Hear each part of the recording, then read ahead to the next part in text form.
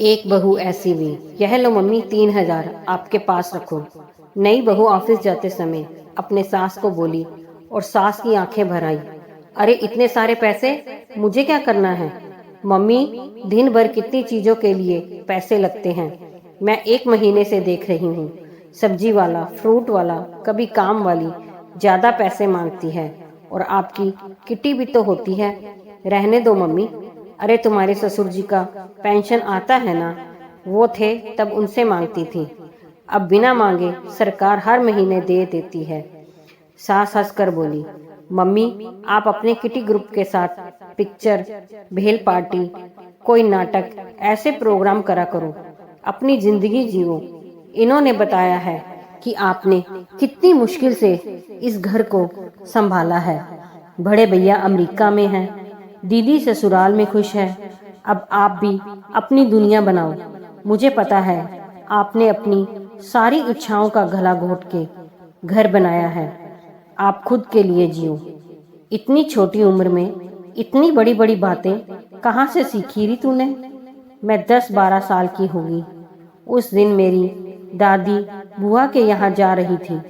Mummy ने जल्दी से 600 रुपए निकाल के उनके हाथ पर रखे और बोली, वहाँ बच्चों को बाहर ले जाना, नानी की तरफ से कुछ खिलाना पिलाना, खिलौने लेकर देना। दादी मम्मी के गले पड़कर रोने लग गई। इतने पैसे कभी दिल खोलकर खर्च किए ही नहीं रे, ऐसा बोलने लगी। तब से मम्मी और दादी गहरी सहेलियां बन गई थी। जैसे मम्मी, मुझे मालूम है घर संभालने के लिए आपको अपनी जॉब भी छोड़नी पड़ी। कितना बुरा लगा होगा आपको। कितनी इच्छाओं, महत्वाकांक्षाओं का दम घोटना पड़ा होगा। इसके अलावा हर छोटी बड़ी बात के लिए पति के सामने हाथ फैलाना पड़ा होगा। तब पति भी एहसान जताकर पैसे दिया करते थे।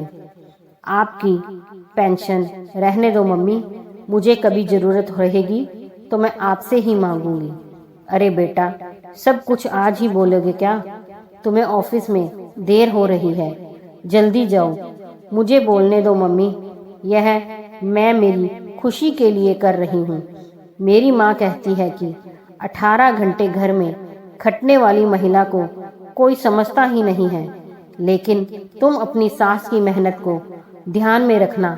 प्यार भोगी तो प्यार ही पैदा होगा। सास ने भरे हुए मन से, प्यार भरे दिल से बहू के गाल थपथपाए।